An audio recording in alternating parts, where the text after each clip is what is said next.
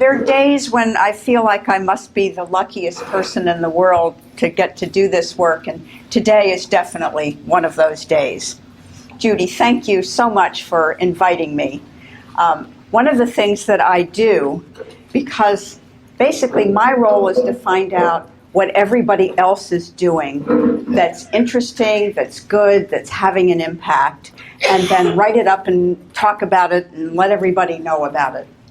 And so as soon as Judy told me about this Friday Cafe idea, my ears pricked up and I thought, this is really good. Because how many of you don't have to raise your hands, have sat through deadly professional development sessions that didn't tell you anything you didn't know and were boring. Boring. Yes. Yeah, never, right. Webinars, with the 3 speakers, clunk, clunk, clunk, and no discussion. And anyway, this is like a breath of fresh air, isn't it? And we can even open the doors and get some actual real fresh air in. So I asked Judy, what do you want me to talk about? And she said, well, one of the drums you've been beating a lot lately has to do with high impact family engagement practice. So you should talk about that. But then she said, but really, you should tell them like how you got to be here. And I thought, well, I can do that.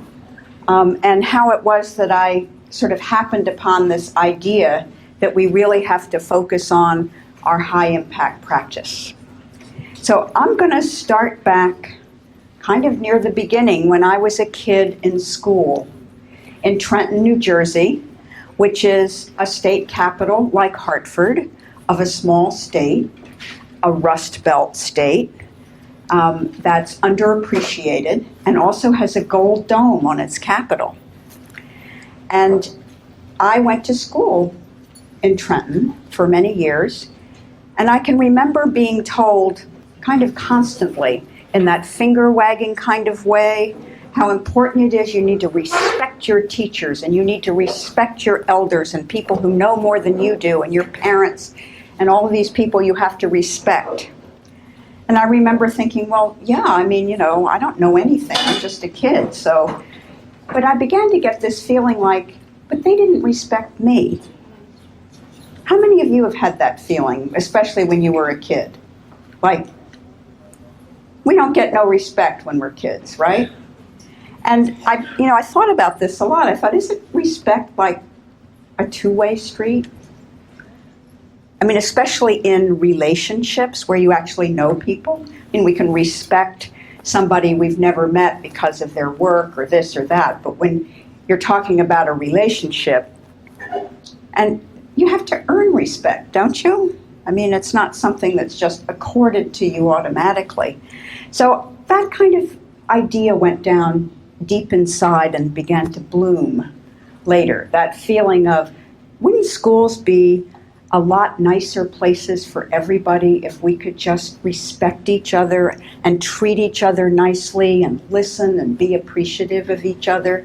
Because that wasn't really my experience in school a lot of the time. So I'll fast forward a little bit, and I'm out of school finally, and I'm looking for work.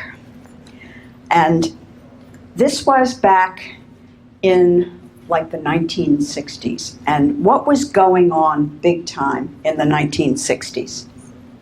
Some of us remember. Well, there was the war, but before the war, what was there? Something huge.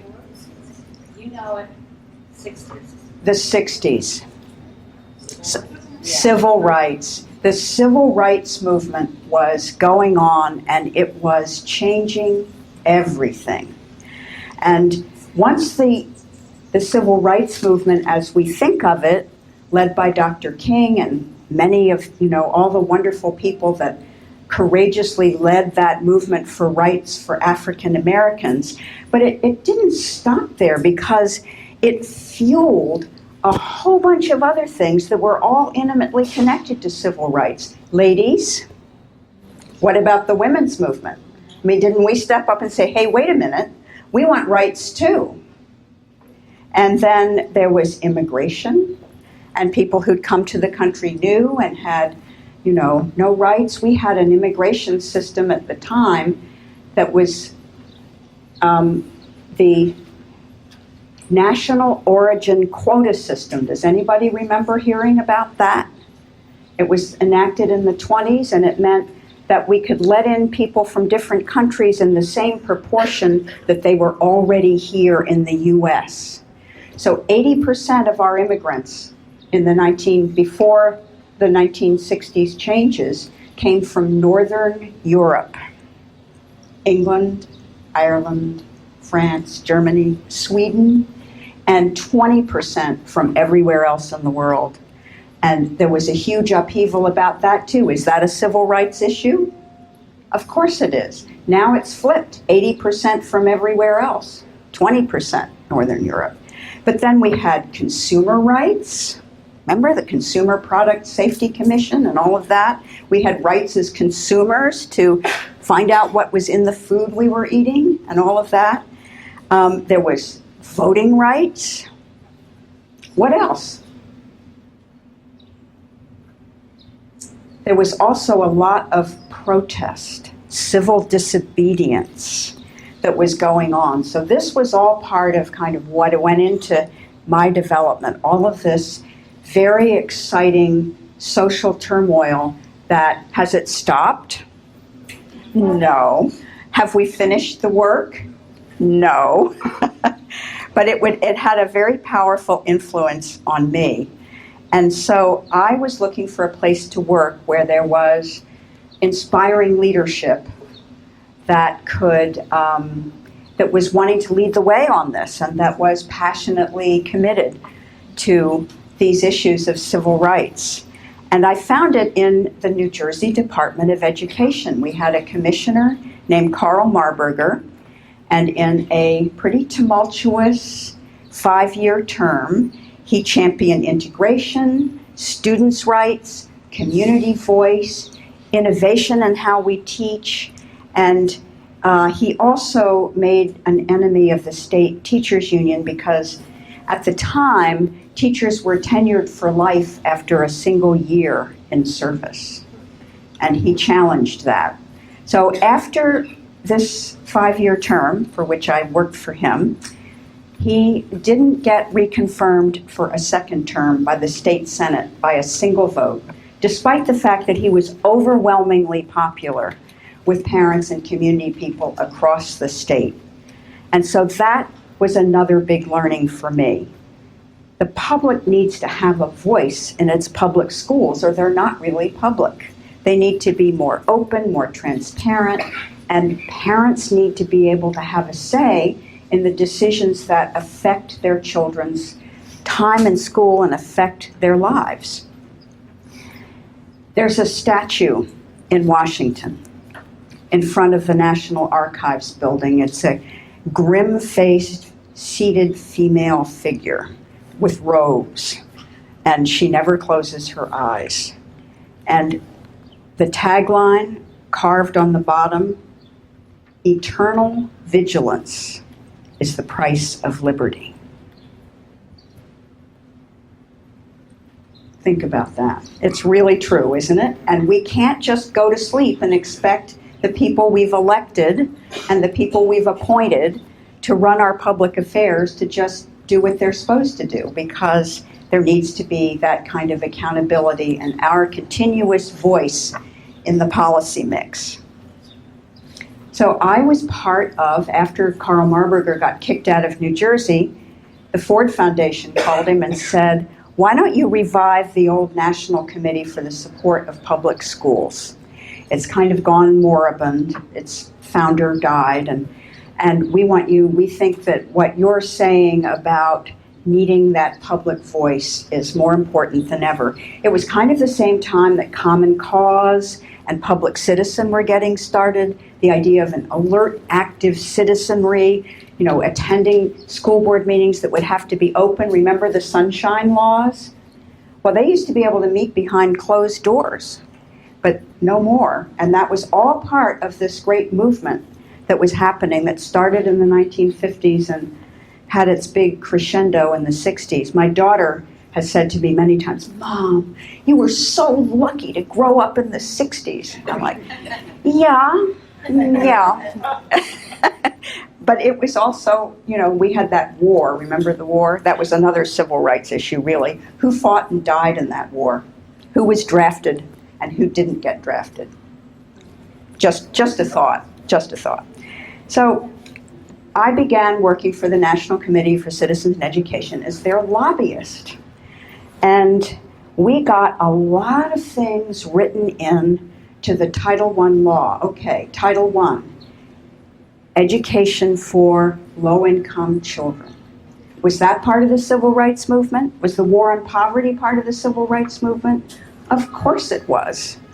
And for the first time, low-income parents had a voice, thanks to requirements written into the law in the development, design, implementation, and evaluation of the program that was supposed to help their children. And by the time the end of the 1970s rolled around, there were like 10 pages of requirements in Title I for family engagement. Then what happened in 1980? Who was elected president in 1980?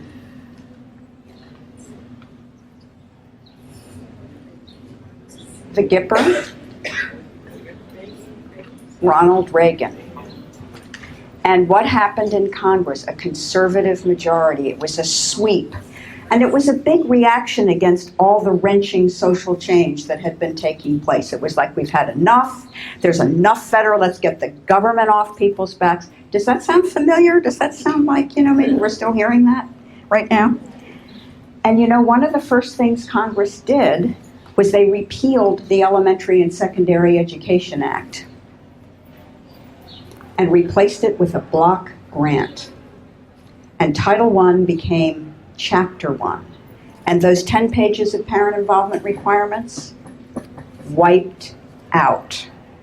They were repealed and replaced with a single sentence that said schools receiving funding under Title I had to hold an annual, that means how often?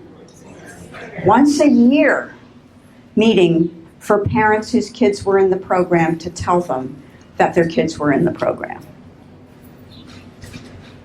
School advisory councils, district advisory councils, parents having a voice in the design, development, implementation, and evaluation of the program, gone. This happened while I was on vacation. Now, we're here at the Mark Twain House, and one of my favorite quotes from Mark Twain is, "Nobody's liberty or property is safe as long as the legislature is in session." I think your legislature's in session right now, guys. Till June 3rd. Till June 3rd. So, what are they doing over there? They're just around the corner. Putting us in danger. Yeah, I think they're cutting the budget. So what I did was, I got back from vacation, this thing had happened, and I thought, why in the world did they do that? So I went up and I talked to people on Capitol Hill, and I talked to people, the new crowd that had come in to run the education department. I was, the lobbyist for this national citizens organization. And they basically said something really interesting. They said, there's no evidence that parents improve student achievement. I mean, we just need them to get out of the way of the teachers so they can do their job. And I said, no evidence? You mean you don't think parents have any impact on their children's learning and success in school? And they said, there's no research that says that. And I said, really? And then, after I heard this a few times, I got smart and I said, do you have kids? Are you a parent? Well, yeah. And so you don't read to your kids or talk to them about school or do anything like that, right? Because it doesn't make any difference. And they said, oh, that's different. That's different. And I said, really? Well, What do you mean? And they said, come on, those parents. There's no evidence that those parents have an impact on their kids. They're illiterate. They don't value education. They've, maybe gone through the 4th grade. I mean, what contribution can they make to their children's learning? These programs we have are about rescuing children from their disadvantaged families and, fixing them in school. And I thought, whoo-hoo, nobody remembers the war on poverty around here. It's gone. And it had been by that time, that whole agency had been wiped out.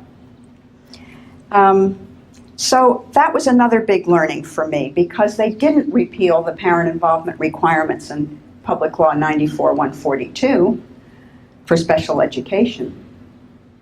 And I figured that was because only poor families have poor kids, but all kinds of families have kids with special needs, and they weren't about to take their rights away.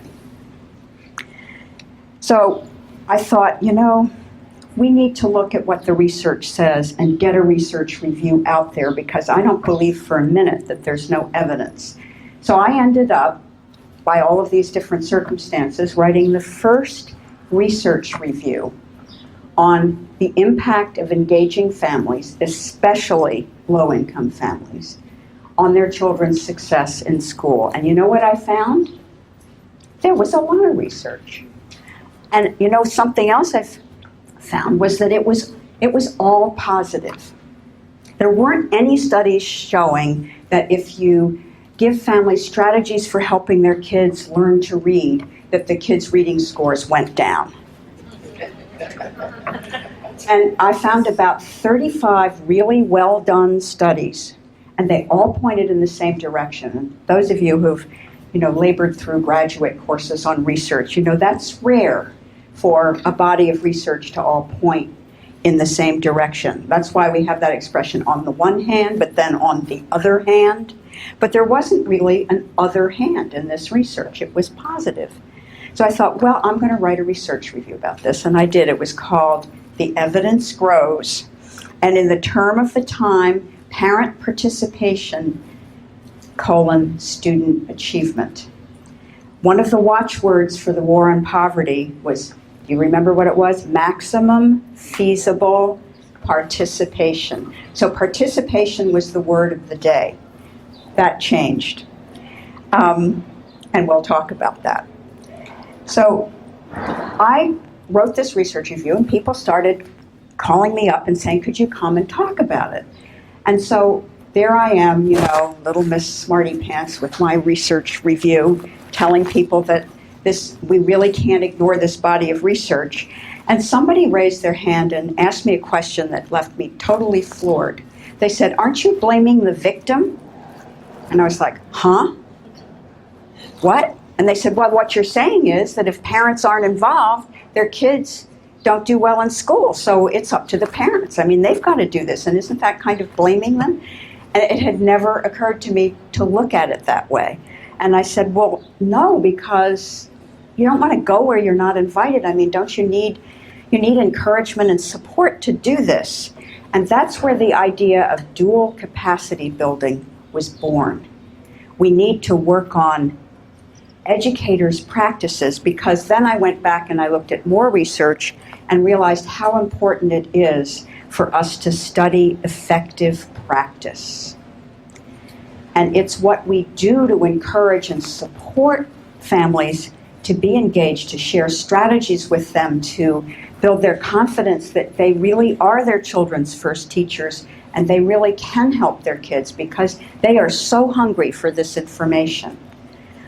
And so that led to another publication I did back in 1986, I think, called Beyond the Bake Sale. It's not the Beyond the Bake Sale you have on your title, on your books or your tables here. It's the first Beyond the Bake Sale. And in that, we decided to abandon the term participation and go with something we felt was stronger. We called it parent involvement. You participate in something if you attend a meeting, but are you really involved? No. You have to step up and, give something of yourself. to be involved. So we used that term. We felt that was stronger, and that sort of caught on. And that book did really well, and people kept asking me to come and talk. And we realized that a lot of things were happening with families that were changing our whole society. We had a lot more single parents. The divorce rate was rising as divorce laws were liberalized around the country. And we weren't just talking about parents. There were kids out there who had no parents effectively in their lives. They were being raised by their grandparents, their aunts and uncles, older brothers and sisters, family, friends, and so on. We needed to be thinking in terms of families, family engagement. And then we thought involvement isn't strong enough. We need people to really be engaged. So if you're dating somebody, you're involved, right? I'm involved with somebody. But when you're engaged, it's that next level of commitment, isn't it? I think that's kind of the idea where it came from. So we went from parent participation to parent involvement to family involvement to family engagement. And while we were at it, we were thinking, but what happens in our communities is so important. A toxic, stress-filled community, it's very hard to have what we would think of as good, inclusive, welcoming schools in a setting like that. And we can't do this ourselves. We need community resources to come on board. And so we began talking about family and community engagement, and that's kind of where we are now at the present time. So we've had a big school reform push since the 80s and the kind of decline of the idea of a lot of participation. We had a lot of business people coming in, and this idea of more top-down approaches. We're just going to come in here and clean up this mess. Let's get parents and community people out of the way and straighten this out. So how are we doing, guys? How are we doing after 20 years of this top-down stuff? Everything's great. Yeah, right. Yeah, it's great. Stand up and say that. Yeah. Charles Payne, whose work I admire a lot, wrote a book, the title of which says it all. So much reform, so little change. And so I'm standing before you today because way back when I first saw that body of research, and since I wrote that first research review, there were 3 more. It's probably time for another one. And I thought, I'm onto something. I'm really onto something here. This is important knowledge. All of these studies point in the same direction. And initially, what struck me was how so many different approaches all have the same impact on improving student learning and their confidence. And so at first I was saying, look, just do it, because whatever you do, it's going to have a big impact. This is unprecedented in the world of social science research, that the results are so powerful and coherent.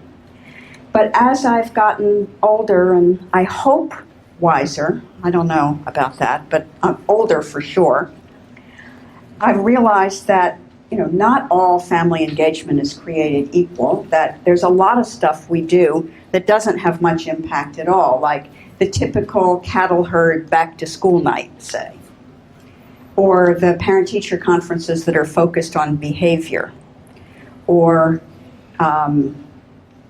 spring flings where everybody comes and has fun but doesn't make a meaningful connection and doesn't learn anything more about what their kids are learning and doing. Because what do parents want to know?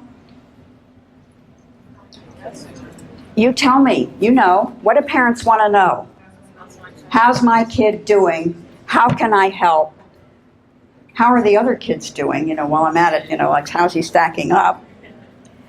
And what does the typical, spring fling, back to school night, all of that have to do with giving parents that kind of information and a real window on the classroom so they can see what their kids are learning and doing and what these new standards everybody's talking about look like and how their kids are doing on that and what is all this testing about and all of those questions.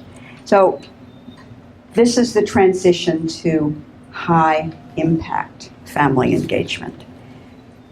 We need to be either abandoning or overhauling the kind of garden variety stuff that we've been doing since I was in school back when dinosaurs roamed the earth, as a war baby, and that's World War II baby. It's just not that different. And we need to get with it. We need to be looking at this research and identifying what are the high impact practices. So I was really fascinated. Oh, you moved it. The chart, the big poster. Judy, bring it around. All of these aha moments that you've been having in your Friday cafes,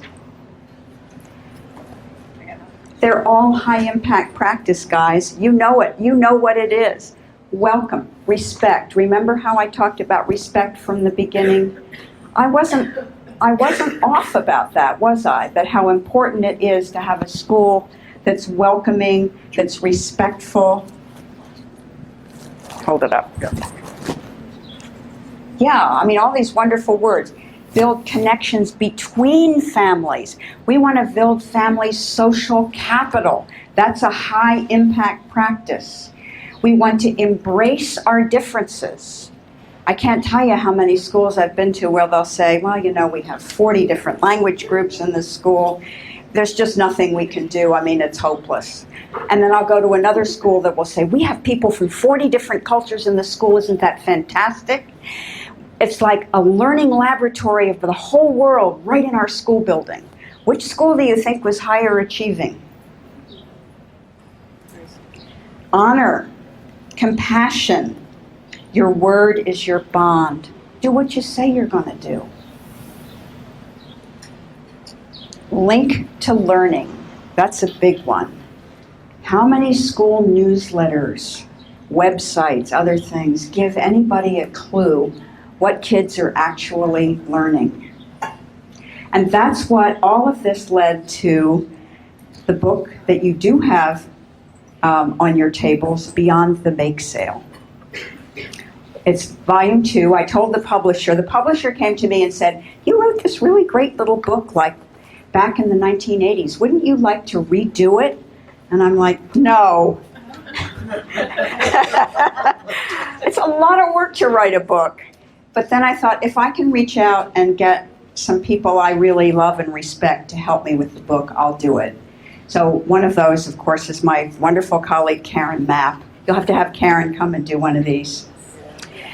She's at Harvard now. When I met her, she was at the Institute for Responsive Education in Boston.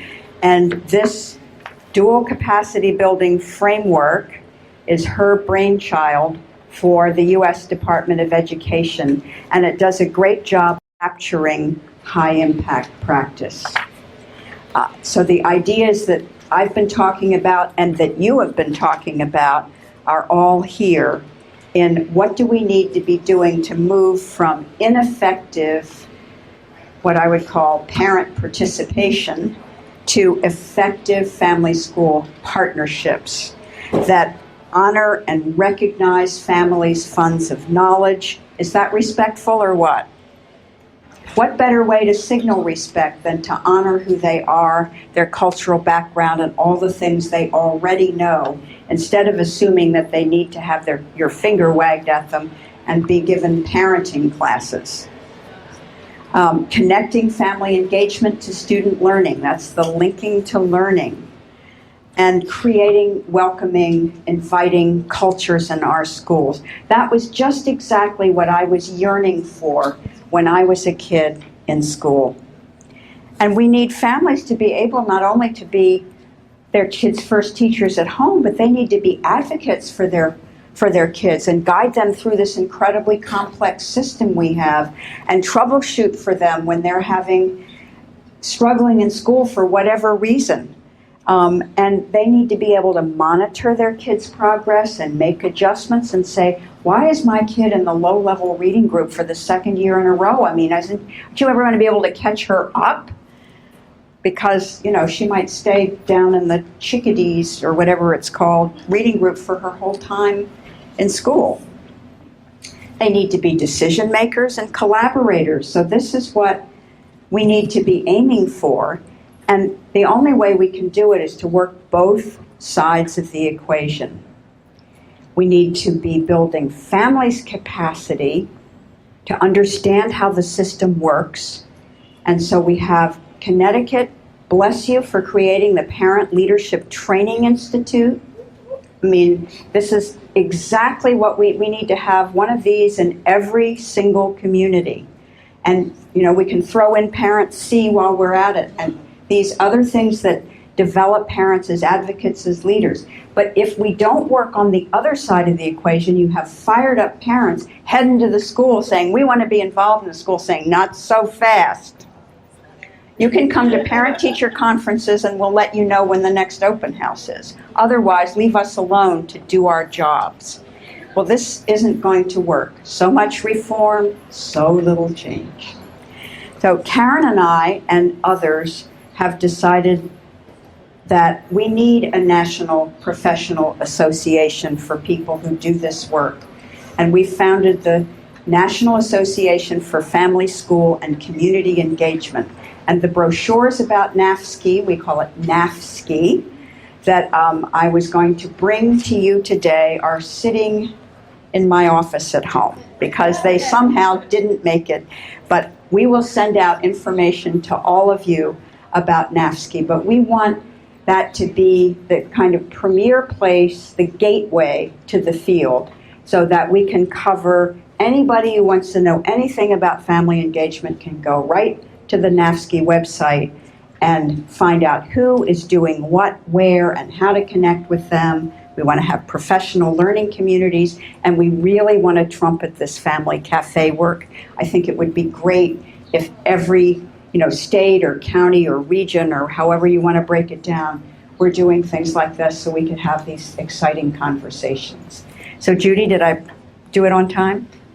All right, because we want to have time for sharing and networking. Do you want to take some questions? Yes, questions, comments? I have a question. Dawn? I know it's unusual for me to have a question, but so That you have to stand up nice and oh, loud. so sorry. I'm gonna That's your big girl voice. big girl voice. How's that? Is that okay? So I'd hand you the mic, but it's tethered to the floor. So that whole mental model you talked about in Congress, oftentimes we found here that even when we present the data, the mental model doesn't change. So can you help us figure that out? Because we've struggled a long time with that here. Yes, and how many other people have noticed that you can talk about how important this is, but the people you're talking to are thinking, not the parents in my school, because they're still in a mental model of if people are poor, it means they don't want to work. The Speaker of the House of Representatives in Washington said just a few weeks ago, he said, I just don't understand why people don't want to work in this country. It's like, excuse me. So we have to really confront that. In fact, NAFSCI is going to be working with the Frameworks Institute, which is this brilliant organization that won a MacArthur Award on how to do effective social messaging and how you counter the sort of unproductive default thinking that's in people's heads and that is reinforced in a lot of our conservative media outlets. People think, we all have this sort of received wisdom, only it's often not right and it's often very prejudiced. So that's one of the things we want to work on. But certainly, I think two things. One, of course, research and data, that's always important, even though we have some people in public office who don't really believe in research because we've got a very ideological, toxic divisions going on. But the power of the positive example is hard to counter, especially when it's being told by authentic parents. And I want to bring up a quote from Mark Twain that I just love. It's out there, and it says, "Travel is fatal to prejudice." 5 words, so much content. Travel, going somewhere you've never been before, right? So when teachers make home visits, that's travel. And what they say after they have, if they're the right, respectful home visit, not an information dump or an inspection, they say, "I'll never see parents the same way again. I had no idea." Fatal to prejudice. If you bring families into the school where they've never been before, travel, and they see, a warm, vibrant environment, if that's what I hope would be there, then that grudge that they've held against the school can vanish. Fatal to prejudice. So we're going to have to create experiences, either authentic or virtual experiences, that allow people to see what the reality is of our families and our children and the approaches that can work. So I'm so grateful that there's been an increase in interest in this in the foundation world. And that was a long answer to your very good question. Other comments or questions?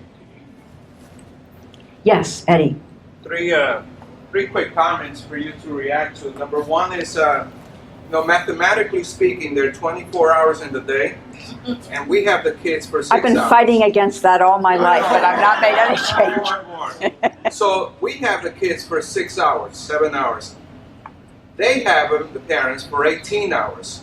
So it's in our best interest to make sure that we help parents engage those kids during the other 18 hours, because there's no way that we will reach the standards in 6 hours alone. You're up 70% of their waking hours are outside school. Correct. So think about that. Do you think that there's research that shows if parents understand how to spend that time constructively with their kids, that their kids do better in school? Of course. There's a lot of research on that, and we need to be parent. So if for no other reason than to give parents information, references, referrals to programs that their kids can be engaged in, if they spend 20 hours a week outside school engaged in constructive learning activities, they will do much better in school. And that's a series of studies by Reginald Clark. The second comment is about the fear and the psychology of the institution, right? So especially foreign parents who came from another country, are afraid of the institution. So one of our duties is to take that fear away, that no one in a public school can ask you or should be asking you, how did you get here, what papers do you have, et cetera, et cetera. Once parents know that removes that barrier. And the second thing is the psychology of the institution. It is not their school, it is our school. At 3 o'clock, they get in their cars and they go to their communities. We stay. So the parents are the ones who really own the school. You said it. So it's our school in our community, it's not their school. So the empowerment and ownership. And the third and last comment is, one of the phrases that I love the most there is, don't assume that an absent parent doesn't care. And I've always said that if you define parent involvement and engagement by the number of bodies who show up to a meeting at a particular location at a particular time, you'll always operate on a deficit model, because I don't care what school it is, you'll never get, Thank you. more than 100 bodies in a room. So in my mind, parent engagement, family engagement is anything and everything that a parent does to impact learning. And that could be all the way from turning the television on for half an hour, you don't need a degree for that, to helping the kid with trigonometry if you went to MIT. So the parent absent doesn't mean he doesn't care, and there are ways to engage him or her as well. We can't assume ever that a parent doesn't care. First of all, where would that get you if you start out with that assumption? And second of all, it's like biologically impossible.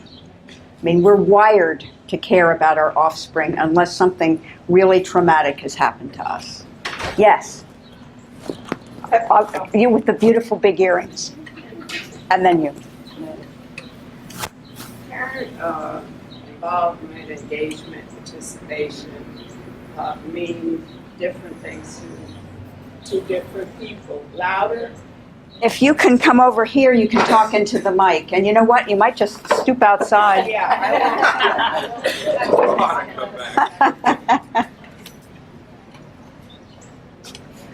Here, you take the mic. Okay. Parent involvement means many things to many people. We're celebrating Head Start for 50 years. I'm a Head Start parent, a follow-through parent, a Title I parent, Chapter 1 parent. And when we started out years ago in Waterbury, we were desegregating our schools.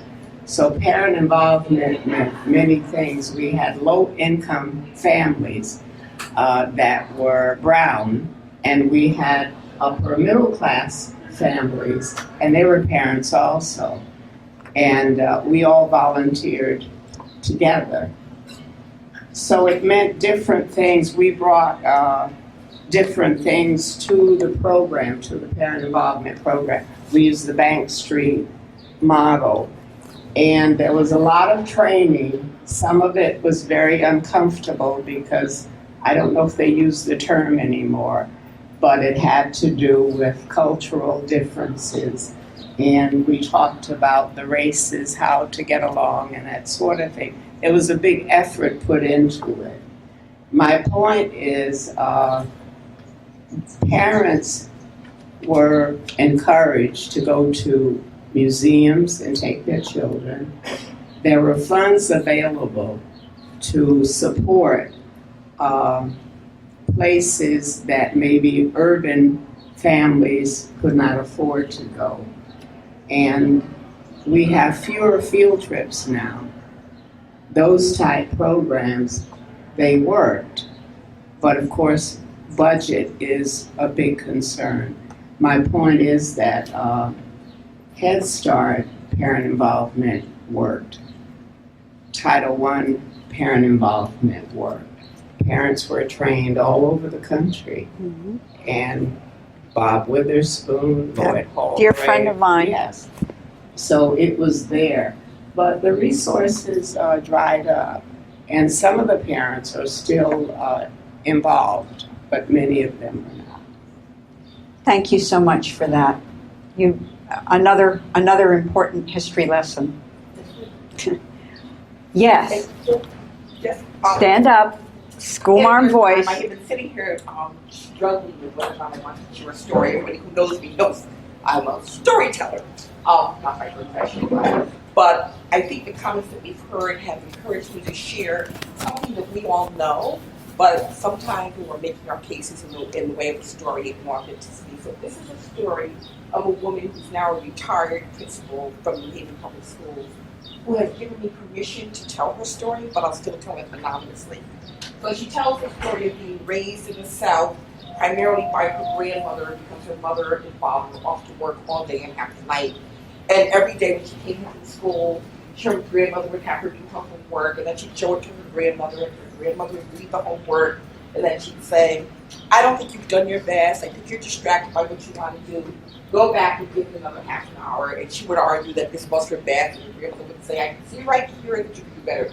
This went on through her whole school career. When she was graduating with her master's and they were having a family party, she said, I never would have done this without the support of my grandmother. And my grandmother's discerning eye and critical eye and analytical skills helped me to be the best student I could possibly be. And her grandmother said, honey, I can't read a word.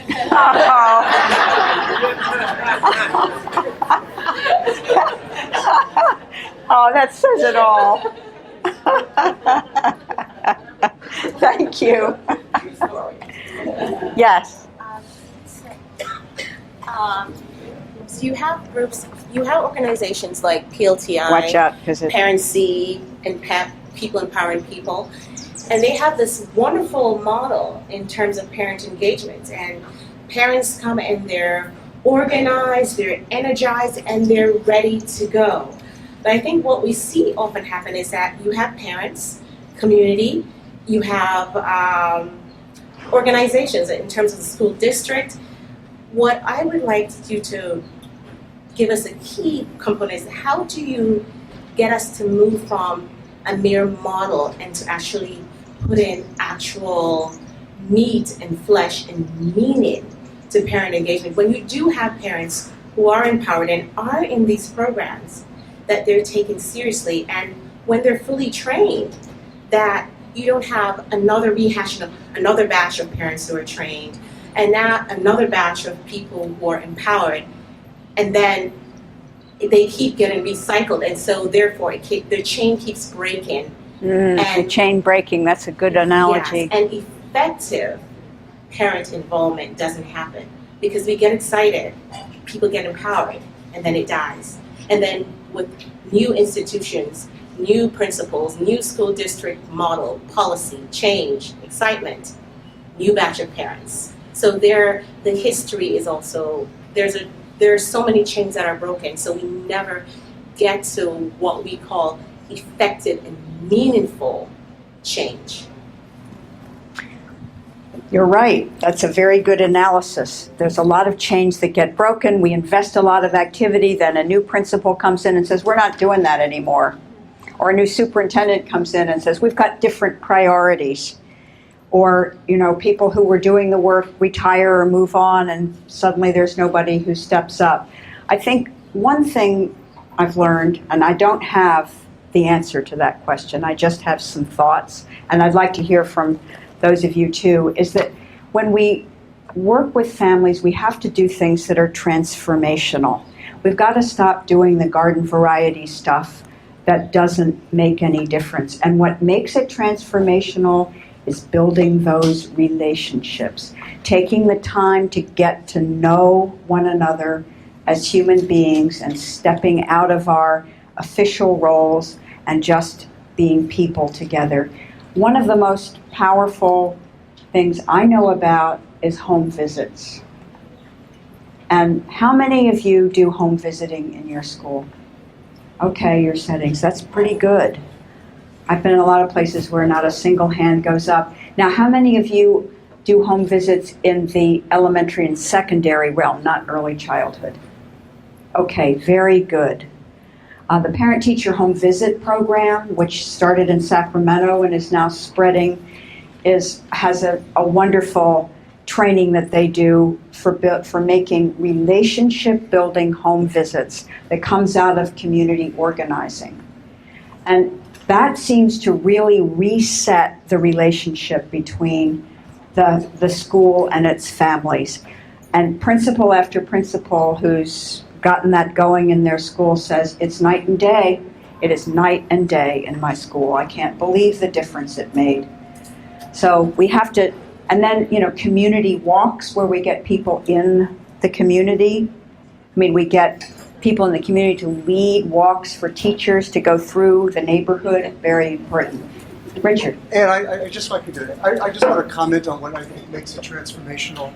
Thank you. I think what truly makes it transformational is when we get beyond parent and family engagement solely in support of the child, and it becomes parent and family engagement in support of that adult and their own personal development, so that it is both about a child and about an individual. And what I would hope would be the case, Andrea, is that we could help create an employment continuum for those parents to be able to take what they have learned and be able for themselves to contribute to others in a way that's meaningful for their own development.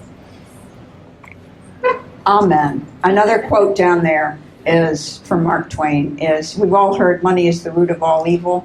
Well, Mark Twain says, it's the lack of money that's the root of all evil. So let's help with, seeing our schools and our family engagement program as being workforce development. That's right. Exactly. Yes.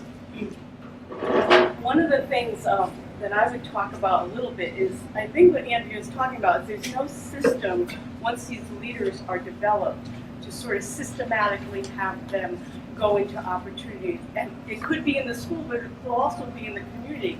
So I would challenge for people to think about student learning beyond the classroom, because when you have a parent that's active and involved and believes that they can change their community, their school, that's a lesson in itself to children, to see how to activate change. And so I would, think it's triple capacity. It's the community that really wants true parent leadership and engagement. It's the school that really wants true parent leadership and engagement. And of course, it's building capacities on all levels and thinking about it that way. But we need a system for these. But they're right. They go through these programs. They're completely energized. They have these fantastic ideas. Some of them move forward with the work, but some of them are very disillusioned because they don't find a pathway to use all this energy this human capital that we've developed. So I think that creating systems for that is really, really an important thing to do. So. Thank you. Yes, absolutely. 2 generation. They're up there talking about that in the legislature right now. Yes, Donna. In the age of in this age of social media and so much communication coming at us from everywhere, how do you suggest, as the jobs we do, what is the best way to use all of this and not over bombard people? Because sometimes I feel like we're sending out so many messaging from so many different places that people just aren't reading anything. And so what's our most effective use of the new media and the new way to communicate? Okay, out there? Good question.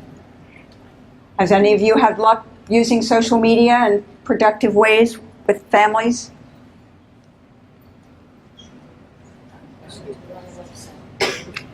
Yeah. I work with a district that uses Twitter, Facebook. Yep. Sorry. I work with a district that uses Twitter and Facebook to reach out to families, and through the computer, they have every single parent with an active working cell phone number. They send text messages and email messages through, in addition to the newsletters and things like that. And I think it's helpful because a lot of us carry our device on us all the time, and the same is true for families.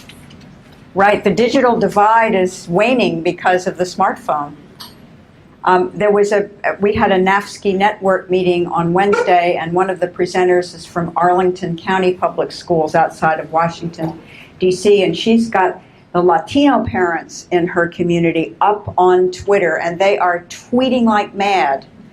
And the school, somebody at the school who understands about this, and I'm not even sure I can describe it right because I'm so not a techie, but he created a sort of special Twitter channel for them so they're not getting a lot of extraneous stuff going in, and the principal and the teachers saying, well, I guess I better get up on Twitter. And it's really created, you have to build their personal relationships first. You can't think, oh boy, we'll just use social media, and then nobody ever has to actually meet anybody. We just all get to know each other virtually. No, we have to establish the personal relationships first, and then we can foster continuing communication through these other channels. Yes? One more. One more. One of the challenges that I'm 2 months in, let me just say, but I'm a long-time resident of Hartford, is that our definition of family engagement, it all depends on where we are. So going off of what Joyce is saying is that it's very important that we don't narrow our definition to just education. And unfortunately, that's what everybody knows. Right. We need to broaden it, and especially Absolutely. from my lens of a municipality, is so how do we define that in the broader sense? And of course, when you're in an educational setting, the definition is going to be focused on education. But in my opinion, it's not just about education. It's community, it's civic, it's the bigger picture, because our families come with a lot more other issues that they bring to the table. And we have to be able to address that outside the classroom to then be able to assist them inside the classroom. And again, based on what Richard said, it's not just about the child, it's about the adult, whether it be a parent, a guardian, caregiver, whoever that person is.